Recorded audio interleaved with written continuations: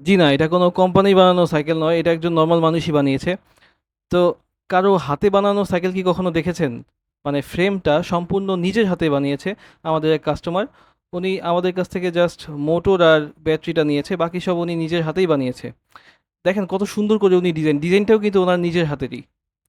উনি কোনো কোম্পানির মালিকও না, উনি জাস্ট নরমাল একজন পার্সন, তার শখের বশে সে সাইকেলটি বানিয়েছে। দেখেন আমাদের কাছ থেকে মোটরটি নিয়েছে, আর ব্যাটারিটা উনি আমাদের কাছ থেকে নিয়েছে। বাকি সব উনি নিজের হাতেই আসলে বানিয়েছে, মেইনলি ফ্রেমটা আর কি উনি নিজের হাতে বানিয়েছে, ডিজাইনটাও তার হাতের।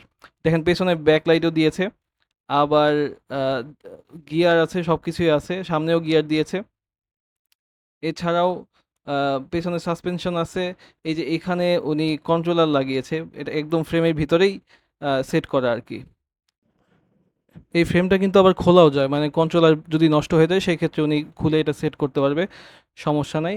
এছাড়াও দেখেন উনি কিন্তু আমাদের কাছ থেকে SW900 ডিসপ্লে সহ যেই প্যাকেজটা সেটা নিয়েছিল, খুব সুন্দর করে সেট করেছে সেটা।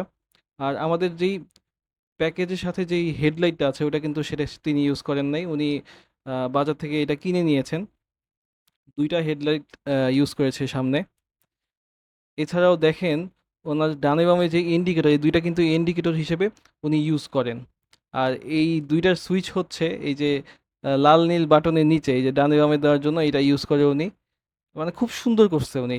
আমার কাছে যেটা মনে হয়েছে নিজের আইডিয়া দিয়ে আসলে মানে এই ফ্রেমের ডিজাইনটা কিন্তু উনি নিজেই করেছে। এইটার কোথায় কি হবে কিভাবে হবে সেটা সবকিছু উনি নিজেই করেছে। এছাড়া ব্যাটারিটা আমাদের কাছ থেকে নিয়েছিল, এটা কিন্তু 91 সেলের ব্যাটারি।